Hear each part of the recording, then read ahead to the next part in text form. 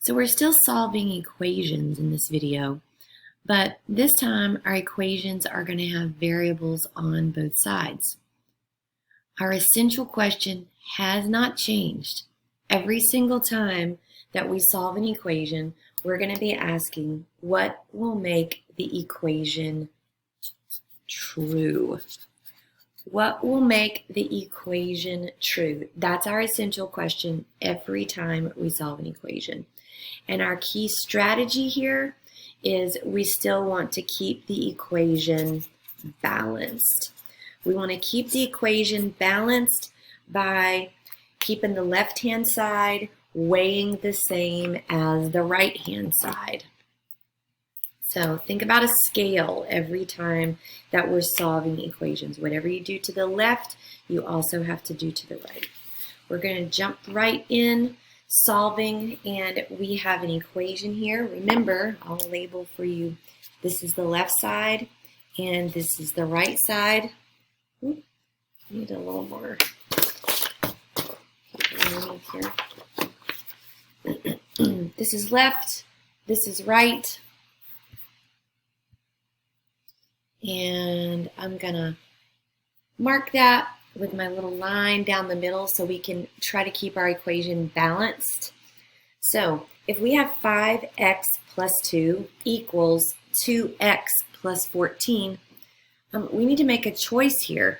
We either need to work on the x's, or the variable part of the expression, or we need to work on the constants. Remember, we went over variables and constants in one of the first videos.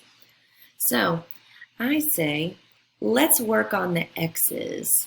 So we want all our x's to be on the left-hand side, and we want all of our constants to be on the right-hand side.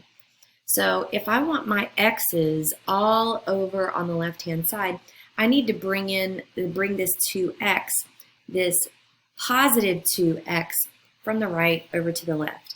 In order to do that, I need to use the opposite, or the inverse of positive 2x, and that's negative 2x.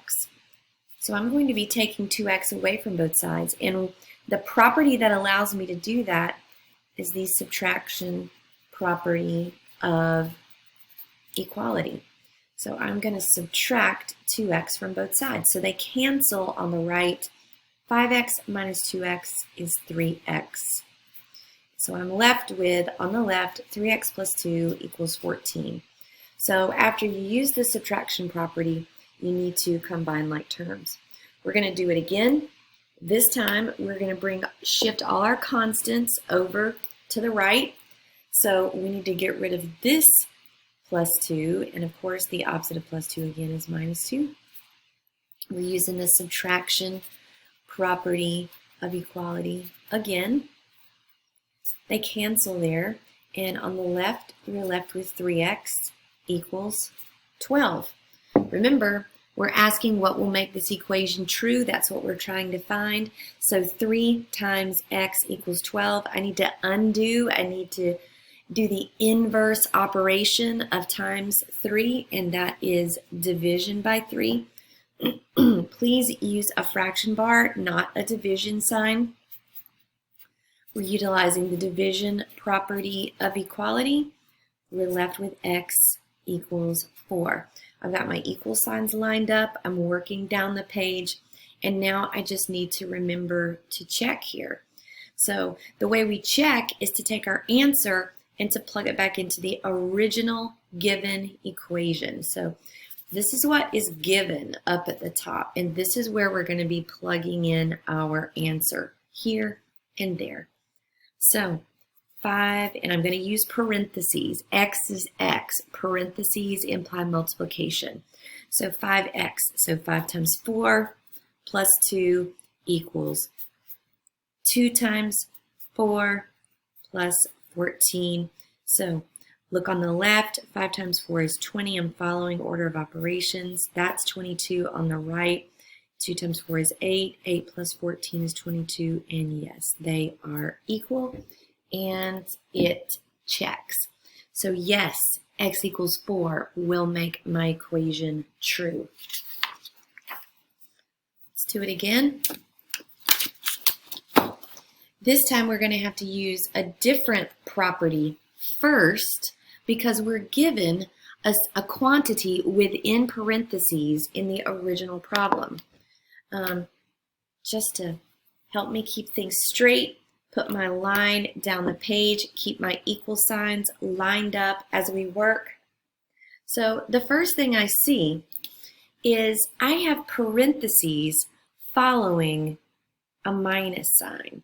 So there's actually a -1 there, and that -1, because we are subtracting a quantity, is implying that we need to distribute that -1. So that's actually going to be our first step here. Following order of operations, I'm going to try to clean up this left-hand side as much as possible. And in order to do that, I've got to follow order of operations by using the distributive property here because there's multiplication that needs to happen. So we're going to use the distributive property first and get 2r minus -1 times 5 is -5.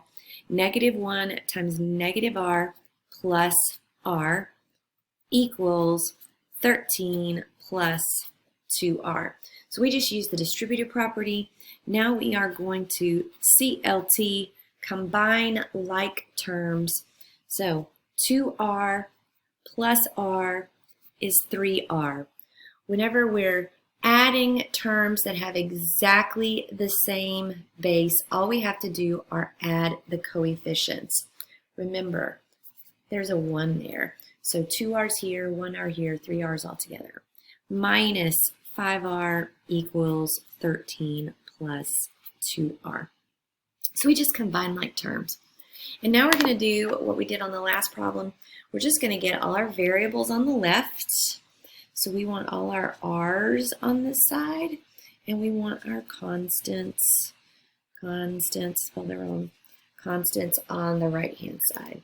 So let's start by moving this 2r from the right to the left. And if that 2r is positive, we need its inverse operation, which is minus 2r, and we will do it to both sides. Remember, the yellow dashed line in the middle is denoting the sides. We're only going to take 2r away from each side only one time by the subtraction property of equality. So combine like terms here. 3r minus 2r is 1r. If you want to put the 1 in front of it, knock yourself out.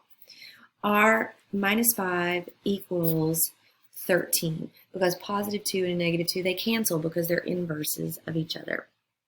Last step, 1r minus 5 equals 13. I want the r's by itself, the r by itself over here. I want the constants all together on the right.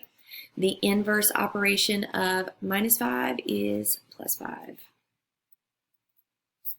So r equals 13 plus 5, 18.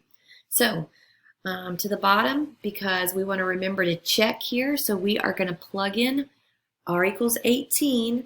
We're going to plug it in to the given equation wherever we see an r. So all the way back to the beginning. So here goes. So 2 times r. Once again, notice I'm using parentheses. So 2 times 18 minus 5 minus 18. Everywhere I see an r, 18's going in, equals 13 plus, whoop, I put r and I should be putting 18 because I'm doing substitution here. So 2 times 18. So now we need to simplify the left-hand side and the right-hand side and see that this equation's left-hand side and right-hand side weigh the same. So 2 times 18 is 36 minus 5 minus 18 is negative 13. I'm going to keep it in parentheses here because it's negative. And then minus a negative, if we have a debt at the bank, which is a negative number, and we take away that debt at the bank, that's subtraction of a negative. And to take away a debt means that we're not in debt anymore. So really, that's adding a positive.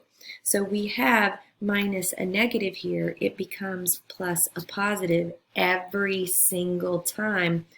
36 plus positive 13 is 49. Let's check that on the other side. So on the other side, following order of operations, the multiplication happens first. 2 times 18 is 36. And 13 plus 36 is indeed 49. So our left-hand side weighs the same as our right-hand side. Our equation is truly solved when r equals 18.